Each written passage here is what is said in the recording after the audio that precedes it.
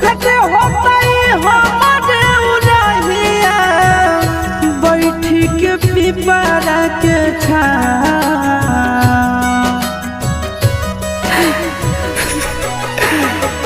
देखते होता हमारे उड़हिया